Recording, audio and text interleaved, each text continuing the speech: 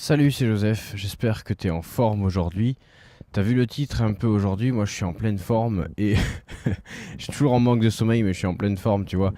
T'as dû un peu craquer en lisant ce titre-là, mais ça m'a fait marrer de mettre ça et surtout c'est un peu vraiment de ça qu'on va parler. Tu gères pas, tu peux pas gérer ton temps comme Mario Bros, tu peux pas appréhender ton temps comme Super Mario Bros.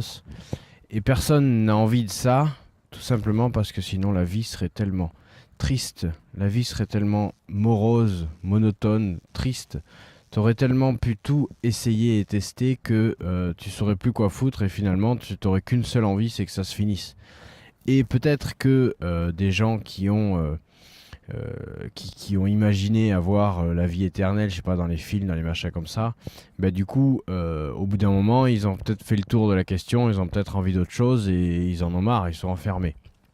Et finalement, alors tu vas me dire qu'on parle un peu souvent de ce sujet-là, mais c'est un peu par ça qu'est rythmé quand même notre temps et nos peurs, la fin du jeu. La fin de notre jeu, la fin de notre quotidien, un matin où on se réveille pas, un événement où on a été dont on revient pas, des choses comme ça. Bon. Et quel rapport avec Super Mario Bros? Ben, Super Mario Bros, il fait plein de trucs dans ses jeux, il vit plein d'aventures, et sauf qu'il a des checkpoints, des moments où il sauvegarde, et paf, s'il meurt, il revient à ce moment-là. Boum. Donc il peut tout essayer. Il peut tout essayer, et c'est ça qui c'est ça qui deviendrait finalement triste, et c'est pour ça que cette peur de la fin du jeu, cette peur d'une diminution aussi, cette peur d'un handicap, cette peur de, enfin toute cette peur-là, cette peur de la fin du jeu, elle est intéressante et importante, mais surtout elle est heureusement qu'elle existe. Et il faut s'en réjouir finalement parce que c'est celle-ci exactement qui nous permet de prendre les bonnes décisions, de faire preuve de discernement, de choisir à quel niveau de sensation on est prêt à s'accorder ou pas, à qu'est-ce qu'on veut bien faire, etc. Imagine maintenant juste quelques secondes que tu es Super Mario Bros dans ta vie, dans ton quotidien. Tu as des checkpoints, des moments où tu peux valider, des moments où tu peux valider et dire voilà, je reviendrai à ce moment-là. Et pendant les 2 semaines, la semaine, le mois qui vient, ben, je reviendrai à ce point-là. À ce moment-là, exactement. Bon. Mais du coup, qu'est-ce qui va se passer? Qu'est-ce que tu peux faire? Tu peux aller sauter du haut de la tour Eiffel. Tu peux aller sauter du haut des chutes du Niagara. Tu peux aller faire tout un tas de conneries comme ça. Tu t'en fous, tu vas revenir. Tu vas revenir au point de départ. Donc les sensations, tu vois, les marchands de parachute, ils vont faire faillite.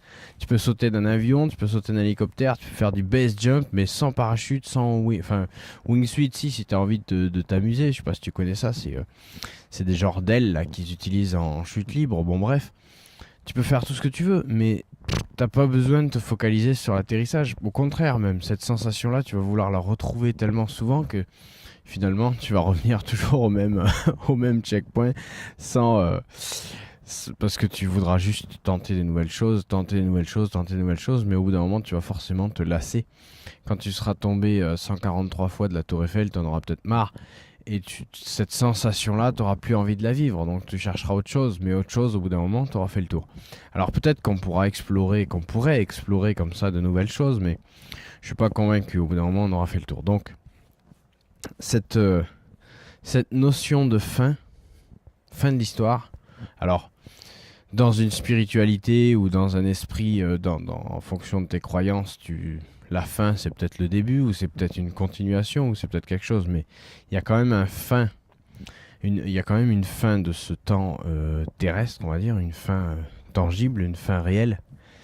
Et cette fin-là, c'est celle-ci qui anime notre quotidien. Alors je parle un peu, tu vois, je parle un peu crûment, je te parle un peu directement, mais c'est la vérité, c'est vrai.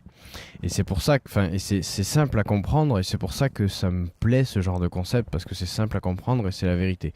La peur de la fin, soit ça nous paralyse, soit au contraire ça nous donne une nouvelle dynamique. Et bien souvent, ce qui se passe dans le quotidien des gens, dans le quotidien de beaucoup de gens. Tu peux regarder si tu lis un peu des biographies de gens qui ont fait des trucs de dingue. Ils ont commencé à faire vraiment, à choisir vraiment leur vie, à choisir vraiment l'utilisation de leur temps après un traumatisme, après être passé vraiment très très près de la fin, justement. Après avoir connu la proximité, après avoir flirté après la fin, avec la fin, pas la fin dans le ventre, la fin game over, tu vois, c'est fin du match. Après avoir flirté avec ça, ils ont fait vraiment, vraiment ce qu'ils ont voulu dans la vie. Ils ont changé complètement et radicalement leur façon de voir le monde, de vivre. Et à partir de là, ils ont commencé à vivre. C'était là leur vrai début. C'était là leur vraie naissance. Tout ce qu'ils ont fait avant, c'était... Alors ils ont peut-être eu des bons moments, etc. Mais c'était dans le moule, c'était dans la lignée, dans ce qu'on leur avait dit de faire. Et finalement, ils se sont réveillés au moment où ils ont flirté avec la fin. Avec la fin, encore une fois, avec le terminus. Pas avec la fin, j'ai envie d'un bon steak. Bon, et, et voilà.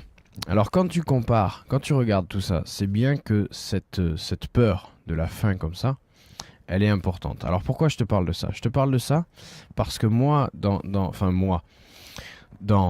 ce que j'ai toujours eu en tête, dans ce que j'ai toujours essayé de mettre en place, de mettre en œuvre, et dans ce que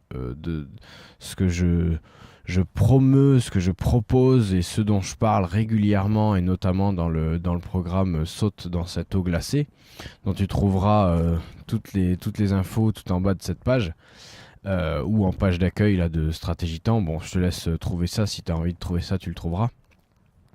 Et du coup, tout simplement, je parle de ça et c'est ça qui m'anime exactement.